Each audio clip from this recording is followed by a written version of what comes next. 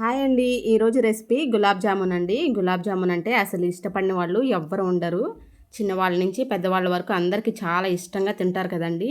కానీ దీనికి sugar quantity కొంచెం ఎక్కువ పడుతుందని అందరూ భయపడుతూ ఉంటారు. అలాగే చిన్నపిల్లలకి జలుబు చేస్తుందేమని అనుకుంటూ ఉంటారు. కానీ మనం హెల్తీగా ఇలా బెల్లంతో కూడా చేసుకోవచ్చండి. చాలా టేస్టీగా ఉంటాయి. షుగర్తో ఎలా చేస్తే ఎలా ఉంటాయో అంతకన్నా కొంచెం ఎక్కువే బాగుంటాయండి. తప్పకుండా ఇలా ట్రై చేయొచ్చు మనం హెల్తీగా. ఓకే, దీనికోసం అయితే నేను ఇక్కడ ఎంటీఆర్ గులాబ్ జామున్ ప్యాకెట్స్ తీసుకున్నానండి. 1+1 ఆఫర్ వస్తుంది కదా, వాటిల్లో నేను ఇక్కడ ఒక ప్యాకెట్ తీసుకున్నాను. 175 గ్రామ్స్ అండి ఇది. ఇప్పుడు మనం కట్ చేసుకొని ఒక గిన్నెలో వేసేసుకోండి. ఇప్పుడు దీన్ని నేను వాటర్తో కాకుండా మిల్క్తో కలుపుకుంటానండి. మిల్క్తో కలపడం వల్ల చాలా టేస్టీగా ఉంటుంది. వేడి చేయాల్సిన అవసరం లేదండి, నార్మల్ మిల్క్తోనే కలిపేసుకోవచ్చు. ఇంకా దీనిలోకి మైదా కానీ కార్న్ఫ్లోర్ కానీ ఎలాంటివి వేయాల్సిన అవసరం లేదండి. మనం ఇలా కలుపుకుంటే చాలు, నీట్గా రౌండ్గా అసలు పగుళ్ళు లేకుండా చాలా బాగా వస్తాయి. జస్ట్ ఇలా మిల్క్తో కలిపేసుకోండి. చూసుకొని మనకి ఎంత అవసరమైతే అంత మిల్క్ వేసుకోండి. ఒకేసారి కాకుండా కొంచెం కొంచెంగా వేసుకొని కలుపుకోండి. మనకి ఎక్కువ అయ్యే ఛాన్స్ ఉంటుంది కాబట్టి కొంచెం కొంచెంగా చూసుకొని ఇలా సాఫ్ట్గా కలుపుకొని ఒక బాల్ లాగా చేసుకోండి. చూడండి, ఇలా సాఫ్ట్గా రావాలి. ఇప్పుడు ఇలా కలుపుకున్న తర్వాత మీద ఒక ప్లేట్ పెట్టేసుకొని పక్కన పెట్టేసుకోండి. ఈలోపు మనం ఇప్పుడు బెల్లంతో సిరప్ తయారు చేసుకుందామండి. ఇప్పుడు ఒక కడాయి పెట్టేసుకొని స్టవ్ ఆన్ చేసుకొని 1 కప్పు బెల్లం వేసుకోండి. ఇది బాగా దంచి పొడి చేసుకున్నానండి. 250 గ్రామ్స్ ఉంటుంది. దీనిలోకి 2 కప్స్ కానీ 1.5 కప్ కానీ వాటర్ యాడ్ చేసుకోండి. ఇక్కడ నేను కరెక్ట్గా సరిపోయేటట్టు తీసుకున్నానండి. చాలామంది సిరప్తో తినడానికి ఇష్టపడతారు కదా, అలాంటి వాళ్ళు 500 గ్రామ్స్ బెల్లం వేసుకొని 4 కప్స్ వాటర్ యాడ్ చేసుకోండి. అప్పుడు కొంచెం సిరప్ బాగా వస్తుంది. యాక్చువల్గా ప్యాకెట్ పైన అయితే 900 గ్రామ్స్ అని ఉంటుందండి, కానీ అంత అవసరం లేదు. 500 గ్రామ్స్ అయితే మనకి బాగా సరిపోతుందండి. చూడండి, బెల్లం అంతా కరిగిపోయే వరకు బాగా కలుపుకోవాలి. ఇప్పుడు మొత్తం కరిగిపోయిన తర్వాత లో ఫ్లేమ్లో పెట్టేసి ఒక 10 మినిట్స్ వరకు బాగా ఉడికించుకోవాలండి. బెల్లం అంతా బాగా ఉడికి మనకి పాకం రావాలి. పాకం అంటే లైట్గా వస్తే సరిపోతుందండి. ఒక 10 మినిట్స్ లో ఫ్లేమ్లో పెట్టేసి ఉడికించుకుంటే సరిపోతుంది. చూడండి, బాగా వచ్చేసింది. ఎంత రెడ్గా బాగా కలర్ఫుల్గా వచ్చేసింది కదా పాకము. ఇప్పుడు ఇది పక్కన పెట్టేసుకోండి. మనం కలిపి పెట్టుకున్న పిండి చూద్దాము. చూడండి, ఎంత సాఫ్ట్గా పఫీగా తయారైంది. ఇప్పుడు దీనిలోకి 1 స్పూన్ నెయ్యి వేసుకొని మళ్ళీ ఒకసారి సాఫ్ట్గా కలుపుకుందాము. ఇలా నెయ్యి వేసుకోవడం వల్ల మనకి చేతులకు అంటుకోకుండా, అలాగే చాలా టేస్టీగా మంచి స్మెల్తో బాగొస్తుంది. చూడండి, ఇప్పుడు మనం బాల్స్ లాగా చేసుకోవాలి. మనం ఫస్ట్ గట్టిగా ప్రెస్ చేసుకుంటూ అలాగే లైట్గా బాల్స్ లాగా చేసుకోవాలండి. అప్పుడు మనకి బాల్స్ రౌండ్గా వస్తాయి. చూడండి, ఇప్పుడు మనం ఈక్వల్గా రావడానికి పిండి మొత్తాన్ని ఇలా చేసేసుకున్నాము పార్ట్స్గా. అప్పుడు మనకి ఒకటి చిన్నది ఒకటి పెద్దది అలా రాకుండా మనకి అన్నీ ఈక్వల్గా వస్తాయి. అన్నీ ఇలా చేసి పెట్టేసుకొని ఇప్పుడు మళ్ళీ మనం బాల్స్ లాగా చేత్తో ఇలా ప్రెస్ చేసేసుకోవాలి.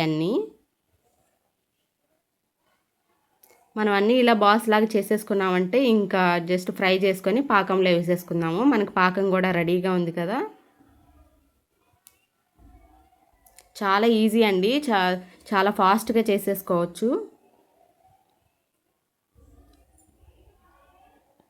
మనం బాల్స్ అన్నీ స్మూత్గా రౌండ్గా చేసుకుంటే మనకి ఎలాంటి పగుళ్ళు రావండి. మనం ఇలా చేసే ప్రాసెస్లోనే ఉంటుంది బాల్స్.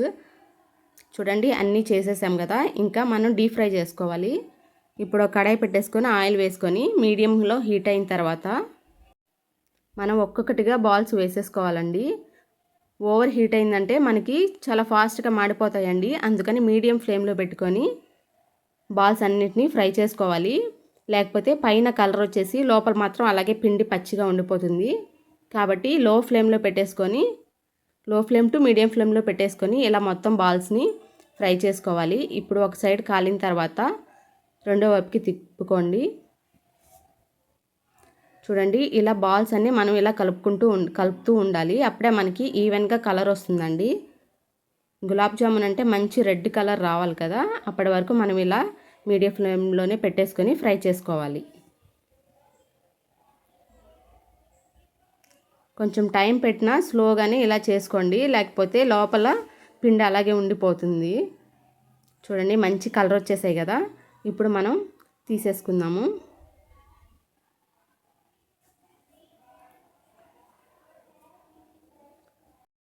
బాల్స్ అన్నీ తీసేసుకొని వేరే ప్లేట్లోకి తీసుకుందాము.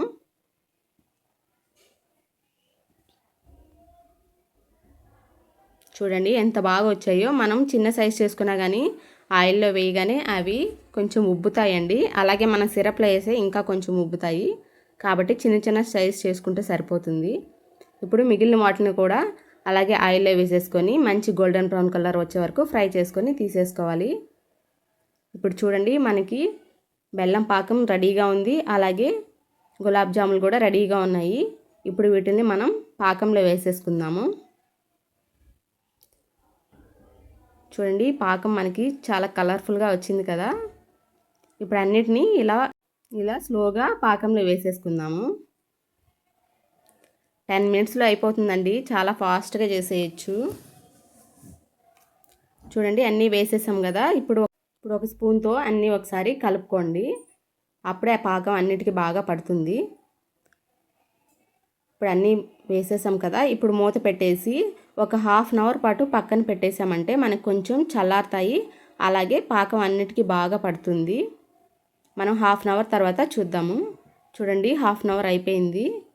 బాల్స్ అన్నీ చూడండి ఎంత బాగా అబ్జర్వ్ చేసేసుకున్నాయో. కరెక్ట్గా సరిపోయిందండి పాకం అన్నిటికీ బాగా.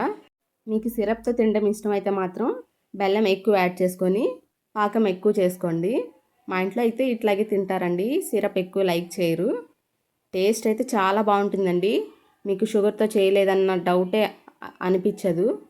అంత టేస్టీగా ఉంటాయి. తప్పకుండా ట్రై చేయండి. ఈ వీడియో మీకు నచ్చినట్లయితే ప్లీజ్ లైక్, షేర్, కామెంట్ చేసి సబ్స్క్రైబ్ చేయండి please. Thank you for watching.